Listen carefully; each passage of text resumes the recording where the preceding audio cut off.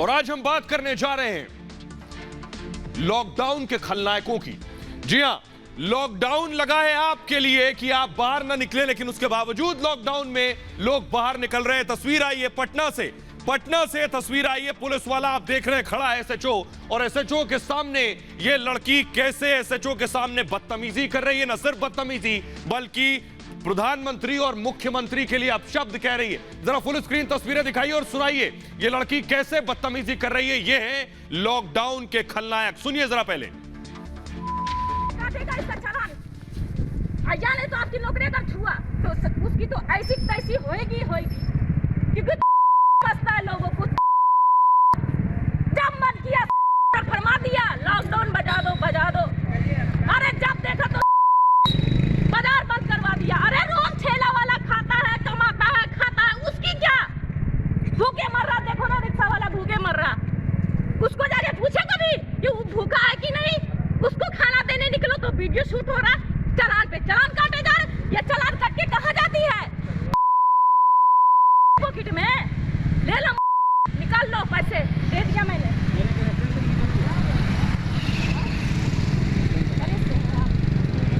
अरे गाड़ी लेके निकले थे,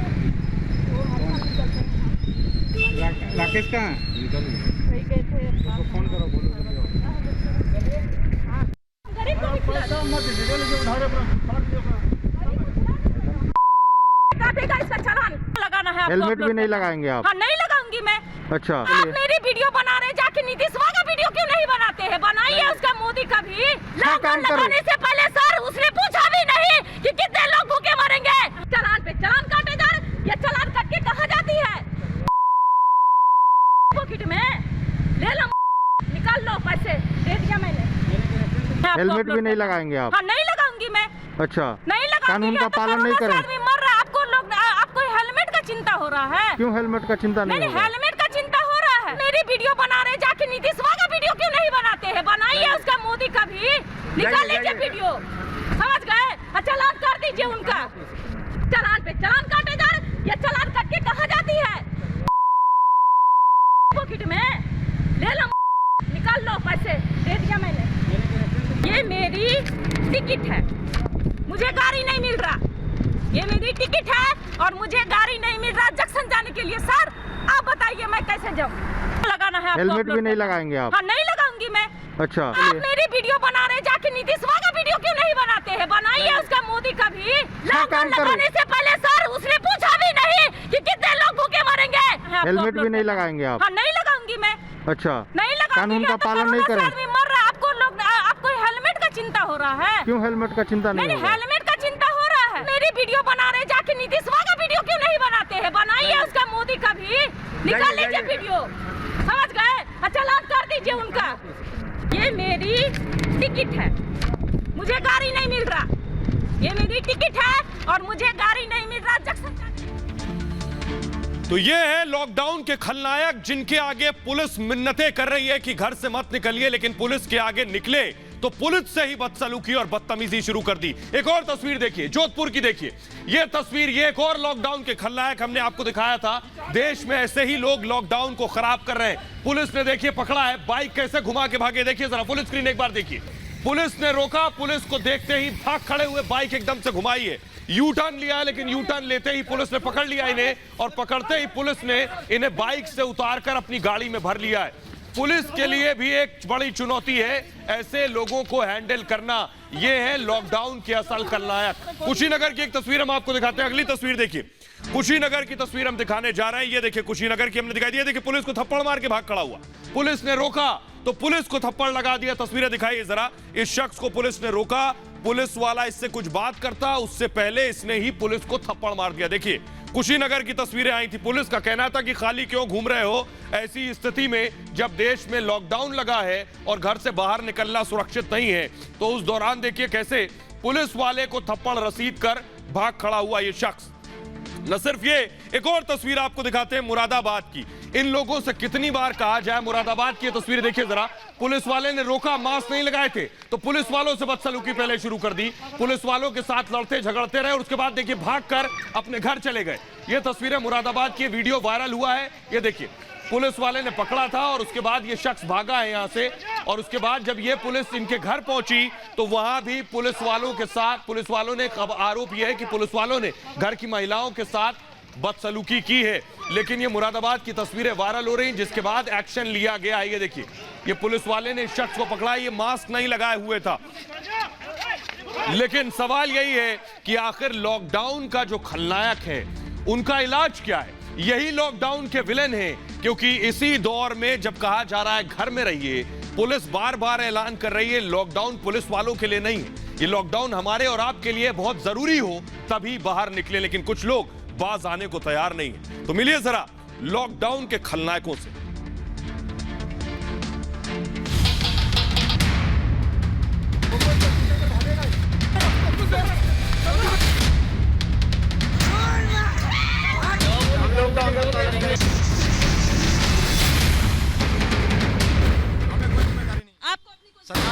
कोरोना काल में लॉकडाउन के खलनायक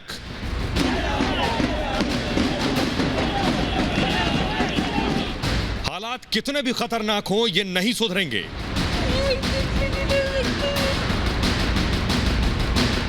खुद के लिए मुसीबत के साथ दूसरों को भी खतरे में डालेंगे। पता नहीं लॉकडाउन लगा हुआ है और बिना मास्क के तुम घूम रहे हो। पता नहीं थी सर, तेरे को पता नहीं है।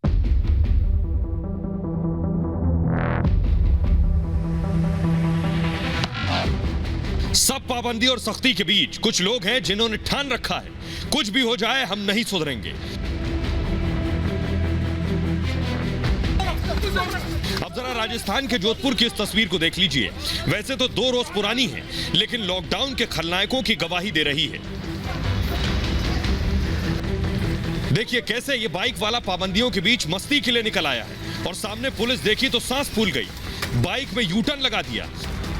लेकिन करते क्या, तब तक तो बहुत देर हो चुकी थी। पुलिस वालों ने उठा लिया और दोपहिया से सरकारी 4 पहिया तक पहुंचा दिया। कोशिश तो बहुत की कि एक बार छूट जाते तो सीधे घर पहुंचते।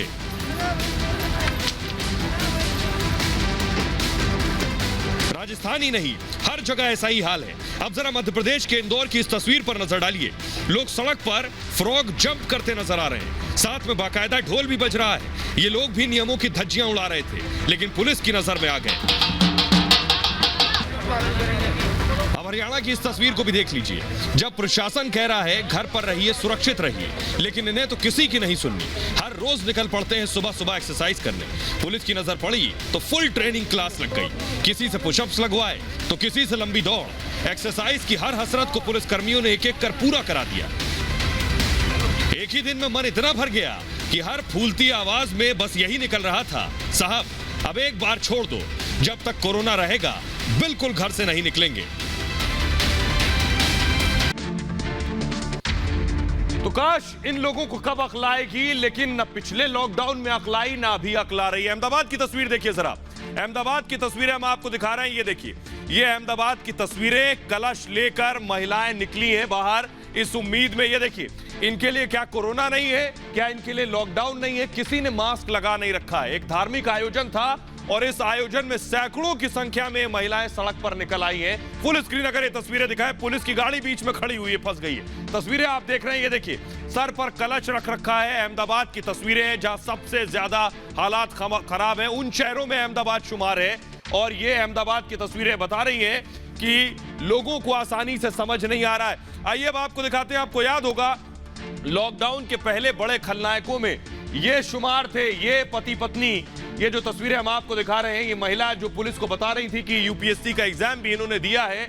इनके बारे में खबर ये है कि पुलिस से बदसलूकी की और कई बार जमानत के लिए गए। जरा देखिए, उसके बाद पूरी कहानी बताते हैं कि ये क्या तिहाड़ से बाहर निकले हैं या नहीं। पहले सुनिए जरा।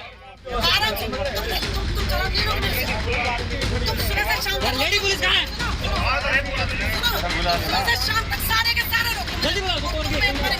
लेंगे चालान, हमसे आए बड़े भिखमंगे। मैं भी एक पुलिस वाले के ला दूं और मेरा बाप भी एक ऐसा ही है।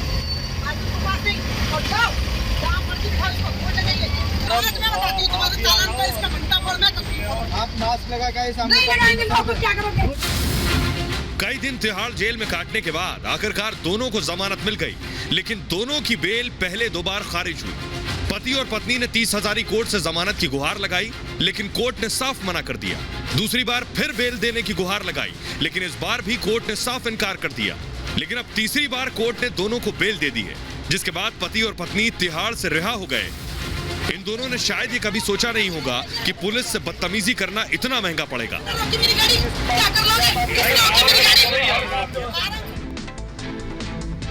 तो दिल्ली के ये पति पत्नी रिहा हो गए हैं, इन्हें जमानत मिल गई है। 2 बार जमानत खारिज हुई और तीसरी बार इन्हें जमानत मिली है। इन्हें गलती का एहसास भी हो चुका है, लेकिन इस घटना से सबक लेने की जरूरत है। इस कपल ने सपने में नहीं सोचा होगा कि उन्हें कभी तिहाड़ जेल जाना पड़ सकता है, लेकिन जरा सी गलती ने उन्हें देश की उस जेल में पहुंचा दिया जहां बड़े बड़े आतंकवादी और खूंखार अपराधी बंद हैं। फिलहाल यह कपल रिहा हो गया है, अब आगे केस चलेगा, लेकिन लोग घरों से बाहर निकलने से बाज नहीं आ रहे हैं। उन्हें जान लेना चाहिए कि अगर पुलिस ने मामला दर्ज कर लिया तो आप 2 साल तक के लिए जेल की हवा खा सकते हैं। लॉकडाउन के दौरान नियम और गाइडलाइंस नहीं मानने पर आपदा प्रबंधन अधिनियम के सेक्शन 51 के तहत कार्रवाई होती है। इसमें सजा और जुर्माना दोनों लगते हैं।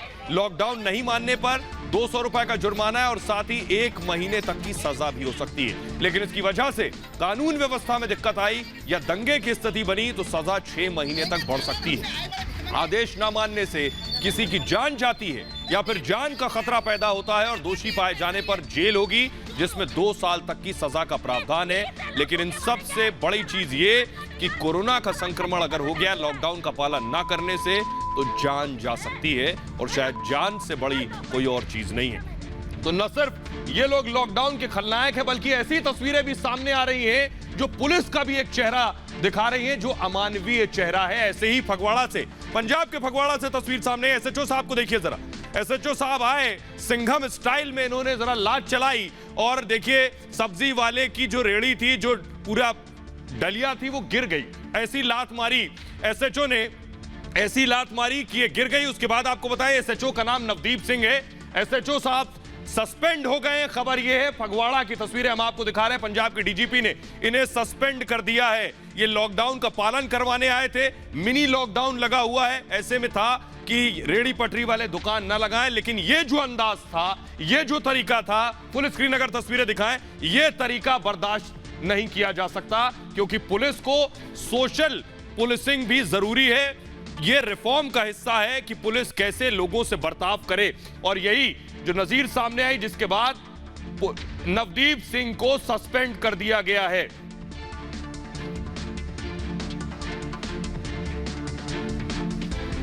आइए एक और तस्वीर दिखाते हैं, देखिए जरा। मास्क नहीं पहना तो पिस्टल लेकर दौड़ा लिया। यानी न सिर्फ ये देखिए, ये तस्वीर जो हम आपको दिखा रहे हैं, पुलिस के हाथ में पिस्टल आपको नजर आ रही है। पिस्टल लेकर तान दिए पिस्तौल सीधे पुलिस वाले ने। ये जो तस्वीरें हैं ये बता रही हैं कि पुलिस का व्यवहार कैसा होना चाहिए। पुलिस को भी समझना चाहिए लॉकडाउन में अगर लोग लॉकडाउन का पालन कर रहे हैं और नहीं कर रहे हैं तो उनके साथ कैसा बर्ताव करना है। मास्क नहीं लगाया तो पिस्तौल तान दी। उत्तर प्रदेश के मुरादाबाद की तस्वीरें हम आपको दिखा रहे हैं, ये देखिए। उसके बाद बीच बचाव करने लोग पहुंचे, कुछ और पुलिस वाले वहां मौजूद हैं, महिलाएं भी बीच में बीच बचाव कर रही हैं। इसके बाद एक्शन लिया गया है, लेकिन सवाल यही है कि पुलिस को पिस्तौल तानने का अधिकार किसने दे दिया। अगरतला की एक तस्वीर आपको दिखाने जा रहे हैं कुछ दिन पहले की, जिसके बाद डीएम साहब की छुट्टी हो गई, कोर्ट ने आदेश दे दिया। ये देखिए जरा, अगरतला के डीएम, आपको याद होगा, अगर फुल स्क्रीन तस्वीरें दिखाएं, शादी में पहुंचे थे। शादी में पहुंचने के बाद लोगों को मारना पीटना शुरू कर दिया, लोगों के साथ दुर्व्यवहार शुरू कर दिया। दिखाइए जरा तस्वीरें एम्बियंस के साथ।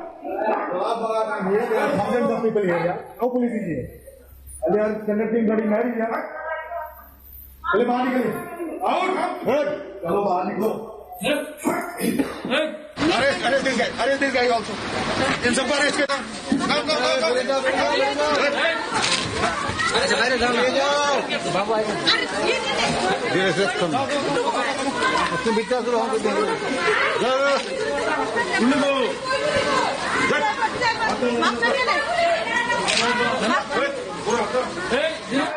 मालूम नहीं है।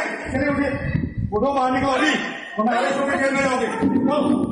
बाहर निकलो, क्या तुम्हारे करना है?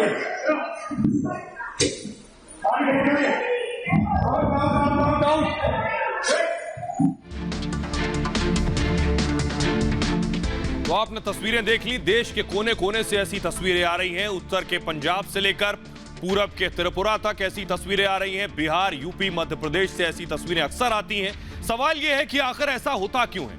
ऐसी तस्वीरें क्यों आती हैं जब कोई पुलिस वाला या कोई प्रशासनिक अधिकारी आम लोगों से बदसलूकी करता नजर आता है?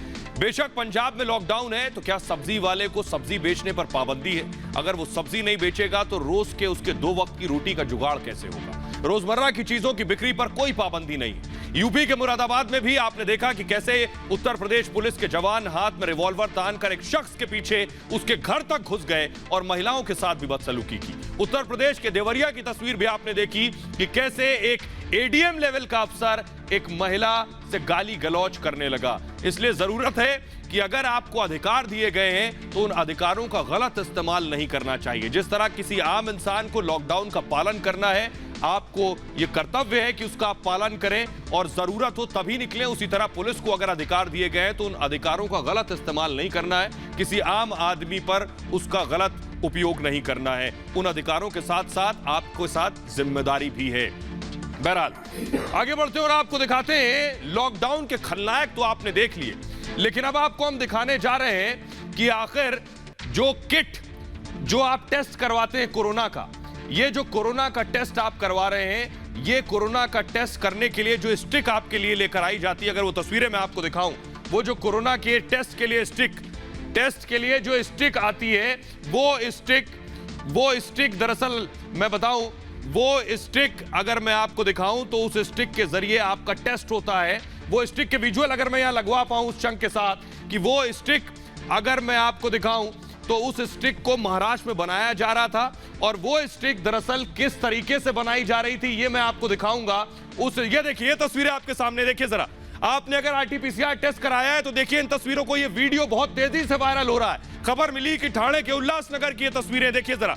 आपके घर में जो आरटीपीसीआर टेस्ट करने आता है उसके हाथ में ये स्टिक होती है, ये स्वाब आपके नाक से वो सैंपल लेता है। ये जो सैंपल, अगर फुल स्क्रीन तस्वीरें हम दिखाएं, देखिए जरा, ये वीडियो वायरल हो रहा है। ठाणे के उल्लासनगर में एक बायो स्वैब कंपनी है जो कि इस स्वैब को इस तरीके से तैयार करवा रही थी जो आपसे टेस्ट हो रहा है आरटीपीसीआर टेस्ट, वो टेस्ट लेने के लिए आप तक जो टेस्ट करने वाला आता है वो इसी तरह की सैंपल्स के साथ आता है, आपका सैंपल लेता है इन्हीं स्वैब से। खबर मिली है कि दरअसल सोचिए, अगर ये बच्चों ने मास्क नहीं लगा रखा है, इनमें से कोई कोरोना संक्रमित है और आपके घर तक आ रहा है, और अगर इनमें भी संक्रमण आ गया तो आपके पास आकर अगर वो टेस्ट करेगा तो हो सकता है आपको भी संक्रमित करे। जरा पहले ये रिपोर्ट देखिए आप।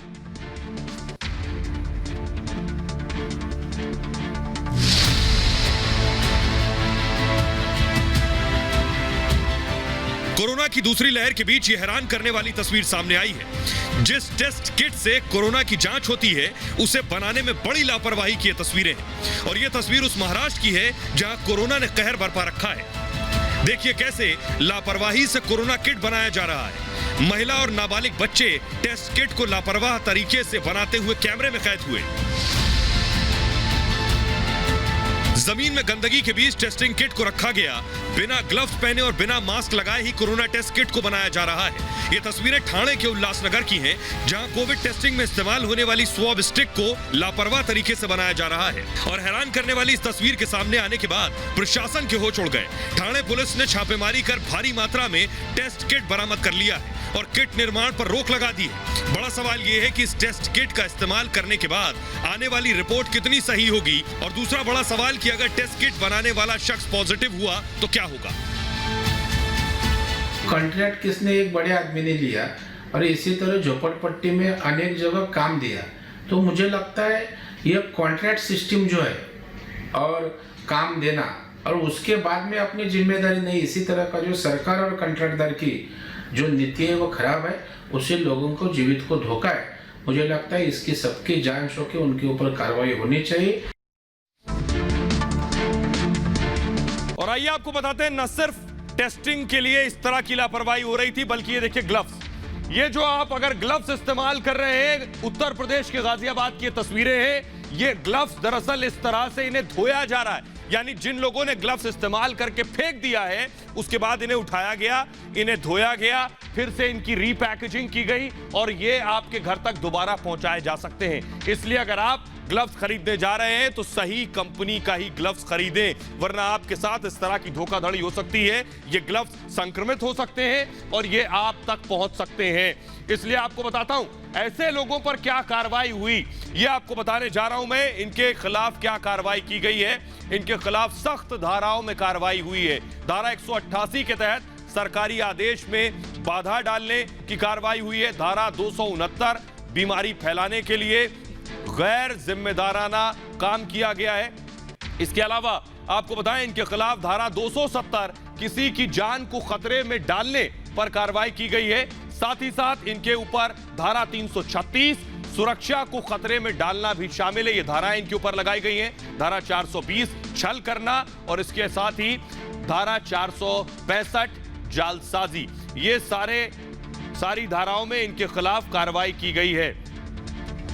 तो सवाल यह है कि आखिर अगर इस तरह के ग्लव्स या इस तरह की टेस्टिंग के लिए आपके पास कोई आ रहा है तो वो क्यों नुकसानदेह है, आइए आपको बताते हैं। सवाल यह है कि आखिर हमने आपको बताया था, आपको याद होगा इससे पहले भी हमने आपको बताया था कि कैसे नुकसानदेह हो सकता है। फिलहाल इस वीडियो जो हमने वीडियो आपको दिखाया, वीडियो सामने आने के बाद इस टेस्टिंग किट की सप्लाई तो रोक दी गई है, यानी ये जो टेस्टिंग किट थी इसकी सप्लाई रोक दी गई है। लेकिन कई बड़े सवाल खड़े हो रहे हैं। बड़ा सवाल यह है कि इस तरीके के टेस्टिंग किट से कोरोना रिपोर्ट कितनी सही आएंगे। इसके साथ ही यह भी कि अगर टेस्ट किट बनाने वाला कोई शख्स कोरोना पॉजिटिव हो तब क्या होगा। फिलहाल जांच टीम ने कोरोना टेस्ट किट को कब्जे में ले लिया है, लेकिन हैरान करने वाली बात यह है कि पिछले 1 साल से इसी तरीके से कोरोना किट बनाए जा रहे हैं। बताया यह जा रहा है कि इस गोरख धंधे के पीछे कई बड़े बिजनेसमैन शामिल हैं। कई ठेकेदार बड़ी कंपनियों से ऑर्डर लेकर इसी तरह टेस्टिंग किट बनवाते थे और इसे कंपनियां ज्यादा कीमत पर बाजार में बेचती थी और लोगों की जान से खिलवाड़ कर रही थी। फिलहाल ठाणे पुलिस ने मामला दर्ज कर लिया है और कंपनी के खिलाफ कार्रवाई करते हुए इसे बंद कर दिया गया है।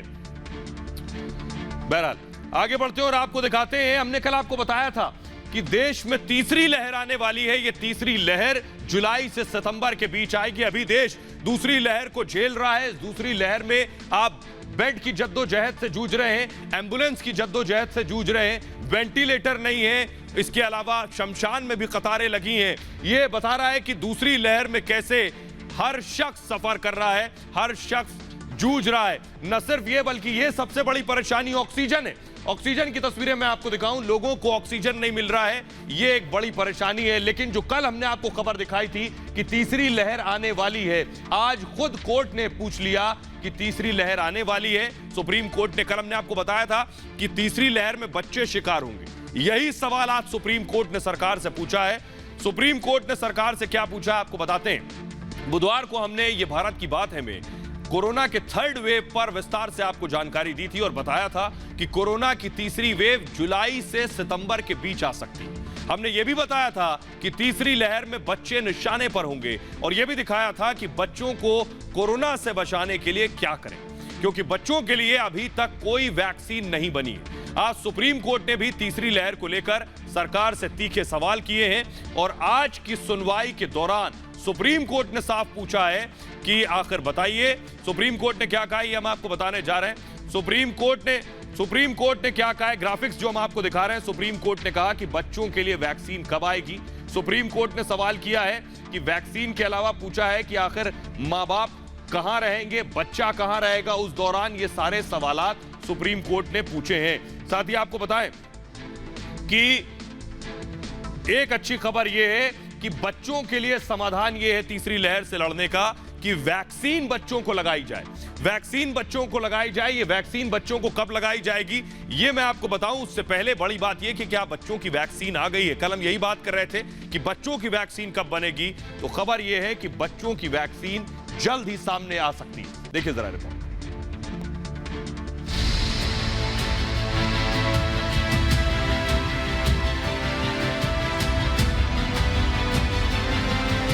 बच्चों के लिए आने वाली है वैक्सीन। तीसरी लहर से पहले बच्चों को संजीवनी। कनाडा में बच्चों की पहली वैक्सीन मंजूर।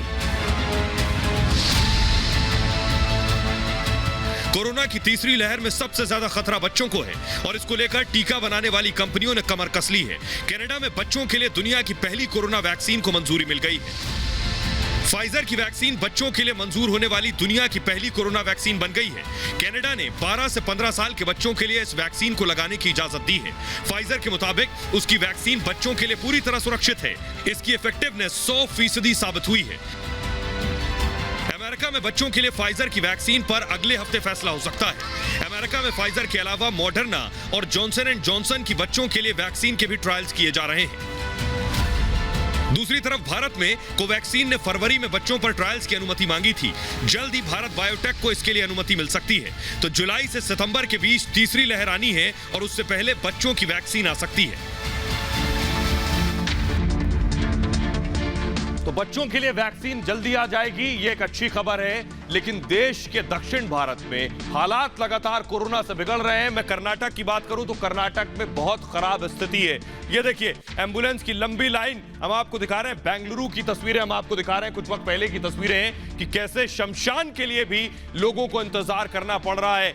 इसलिए मैं आपको कह रहा हूं 50% से ज्यादा, यानी 100 लोगों का अगर टेस्ट हो रहा है तो 50 लोग कर्नाटक में पॉजिटिव हैं। तो आपको बताऊं कि आखिर क्या समाधान है, आपको बताऊं कर्नाटक में कैसे हालात बिगड़ रहे हैं। सबसे पहले देखिए कर्नाटक में स्थिति क्या है। कर्नाटक में हालत यह है कि कर्नाटक में आप देखिए कि 4 मई, 5 मई और 6 मई के केस में आपको दिखा रहा हूं। 4 मई को 44,000 से ज्यादा मामले थे, 288 मौत थी।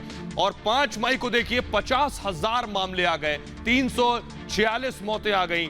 इसके अलावा आप देखिए कि 6 मई को 49,000 मामले और 328 मौतें। मौतों का आंकड़ा बढ़ रहा है, केसेस लगातार बढ़ रहे हैं। ये कर्नाटक के हालात हैं।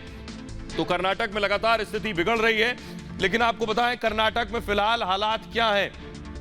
कर्नाटक में हालात क्या है, क्योंकि कर्नाटक में जो रेट 100 लोग टेस्ट करा रहे हैं, 50 से ज्यादा पॉजिटिव मामले सामने आ रहे हैं। आपको बताऊं कि कर्नाटक में संक्रमण दर 55% से ज्यादा है, यानी जो पॉजिटिविटी रेट है वो 55% से ज्यादा है। ग्राफिक्स अगर आप हमें दे सके कि 55%, यानी मैं आपको साधारण भाषा में समझाऊं कि 100 लोग अगर टेस्ट करा रहे हैं तो उसमें से 55 लोग कोरोना पॉजिटिव निकल रहे हैं। लगभग आपको बताऊं इसके अलावा हर दूसरा व्यक्ति संक्रमित है, यानी हर दूसरा शख्स पॉजिटिव है।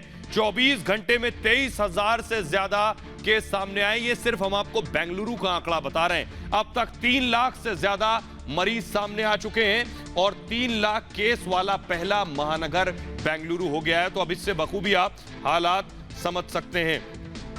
बहरहाल खबरों में आगे बढ़ते हैं और कोरोना से आगे बढ़ते हुए बात करते हैं ओलंपियन की, खेल रत्न की। जी हां, सुशील कुमार की तस्वीरें हम दिखा रहे हैं। सुशील कुमार को आपने कुश्ती करते देखा, देश को पदक दिलाया। सुशील कुमार ने ओलंपिक में जाना पहचाना चेहरा है। लेकिन सुशील कुमार के लिए मुश्किलें बढ़ गई हैं। जी हां, सुशील कुमार के लिए मुश्किलें बढ़ गई हैं कि पुलिस, देश की पुलिस सुशील कुमार को ढूंढ रही है।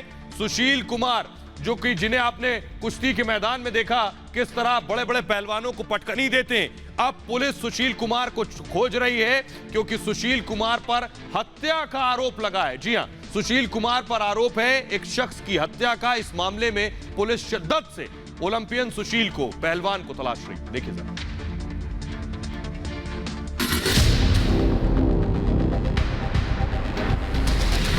मुश्किल में रेसलर सुशील कुमार, हत्या के मामले में सुशील की तलाश।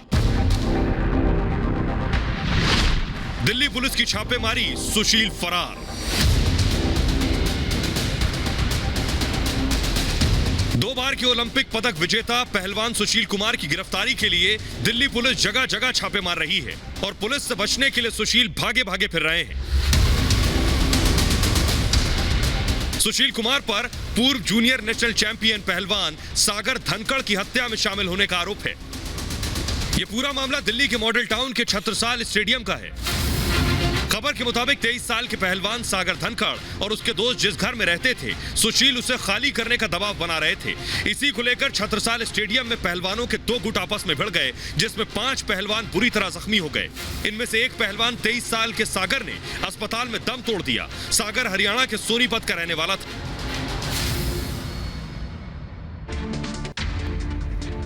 तो तो सुशील कुमार की तलाश क्यों है, आपको बताते हैं। सुशील कुमार पर पूरे देश को फख्र और गर्व है। बहुत से पदक दिलाए सुशील कुमार ने।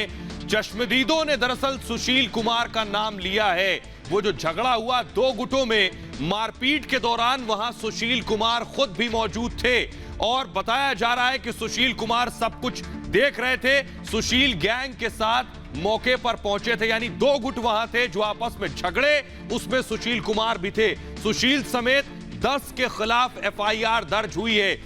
इनके ग्रुप का जो एक शख्स था, एक पहलवान, दूसरे गुट का, उसकी मौत हो गई इस मारपीट में। आपको बताऊं, बाकायदा पुलिस ने 10 के खिलाफ एफआईआर दर्ज की है और सुशील कुमार भी इस मामले में सामने आए हैं। क्या कुछ कहा है सुशील कुमार ने, आइए आपको बताते हैं कि सुशील कुमार ने इस मामले में सफाई दी है। सुशील कुमार ने कहा है वो हमारे पहलवान नहीं थे, हमने पुलिस को जानकारी दे दी है कि कुछ लोग हमारे परिसर में बिना इजाजत के आ गए और झगड़ा करने लगे। इस घटना से हमारे स्टेडियम का कोई कनेक्शन नहीं है। सुशील ने क्या कुछ कहा है सफाई में, वो मैं आपको दिखा रहे हैं। पुलिस सुशील को शिद्दत से तलाश रही है। सुशील का कहना है कि उनका इस मामले में कोई कनेक्शन नहीं है। कुछ लोग परिसर में घुस आए थे, जिसके बाद उनके साथ झगड़ा हुआ। अगर झगड़ा हुआ तो झगड़ा किस वजह से हुआ बताया जा रहा है। इसमें प्रॉपर्टी विवाद है, प्रॉपर्टी का मसला है जिस मामले में झगड़ा हुआ।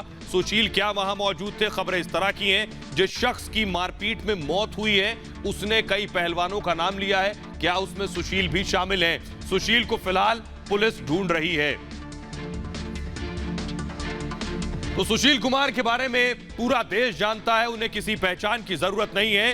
किसी को यकीन नहीं कि सुशील कुमार ऐसा कर सकते हैं, लेकिन उनके खिलाफ एफआईआर दर्ज हुई है। साथ ही पहलवान सागर धनखड़ की हत्या के मामले में सुशील कुमार की तलाश ने सबको चौंका दिया है और सब यही पूछने लगे हैं कि क्या सुशील कुमार वाकई हत्या में शामिल है, और अगर हैं तो उन्होंने अपने साथी जूनियर खिलाड़ी की हत्या क्यों की? इसकी असली वजह क्या है? फिलहाल पुलिस इस सच्चाई को खंगालने में जुटी हुई है और बिना मुकम्मल जांच के वो कुछ भी नहीं बोलना चाहती, क्योंकि सुशील कुमार खेल की दुनिया में बहुत बड़ा नाम है। सुशील भारत के लिए दुनिया भर में अपनी पहलवानी का लोहा मनवा चुके हैं। उन्होंने फ्री स्टाइल कुश्ती में 2 बार देश के लिए ओलंपिक मेडल जीते हैं। 2008 बीजिंग ओलंपिक में उन्होंने ब्रॉन्ज मेडल जीता था। 2010 लंदन ओलंपिक में सिल्वर मेडल जीतकर देश का नाम रोशन किया था और इसके साथ ही वो आजादी के बाद ओलंपिक में 2 मेडल जीतने वाले पहले खिलाड़ी बने थे। दिल्ली के नजफगढ़ के रहने वाले सुशील कुमार ने ओलंपिक के अलावा वर्ल्ड रेसलिंग चैंपियनशिप में भी पदक जीते हैं। उन्होंने एशियन गेम्स में 1 और कॉमनवेल्थ गेम्स में 3 मेडल अपने नाम किए हैं। सुशील ने एशियन रेसलिंग चैंपियनशिप में भी 3 मेडल जीते हैं। 37 साल के सुशील कुमार की खेलों में इसी कामयाबी को देखते हुए 2009 में उन्हें राजीव गांधी खेल रत्न से नवाजा गया, जो अपने देश में किसी भी खिलाड़ी को मिलने वाला सर्वोच्च सम्मान है।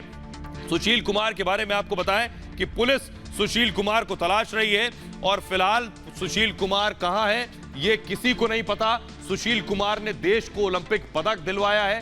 सुशील कुमार क्या उस दिन वहां छत्रसाल स्टेडियम में मौजूद थे? सुशील का कहना यह है कि वो वहां स्टेडियम में उस वक्त पहुंचे थे, लेकिन कुछ और लोग जबरदस्ती परिसर में आए, उसके बाद ये लड़ाई हुई। क्या इसके पीछे प्रॉपर्टी का विवाद नहीं है? क्योंकि आरोप ये लग रहे हैं कि इसके पीछे प्रॉपर्टी का विवाद है, जिसके बाद ये झगड़ा हुआ। एक तरफ से 5 लोग और दूसरी तरफ से 5 पहलवान आए, दोनों में लड़ाई हुई। क्या वहां असलहों का भी इस्तेमाल हुआ? और यह झगड़ा इस हद तक हुआ कि एक पहलवान की मौत हो गई। जी हां, अस्पताल में उसे भर्ती कराया गया और उसके बाद उसने अस्पताल में दम तोड़ दिया। जी हां, अस्पताल में जब उसने दम तोड़ा तो खबर यह है कि पुलिस ने उसका बयान लिया और इस बयान में उसने कई लोगों के नाम लिए। क्या उसमें सुशील का भी नाम लिया उस बयान में? कुछ और लोग कौन है जिनका नाम लिया गया? 10 लोगों के खिलाफ एफआईआर दर्ज की है पुलिस ने। पुलिस फिलहाल ओलंपियन सुशील को शिद्दत से तलाश रही है। फिलहाल ये भारत की बात है में इतना ही। अपना ख्याल रखिए। एक छोटे से ब्रेक के लिए रुक रहे हैं, लौट रहे हैं कुछ और बड़ी खबरों के साथ।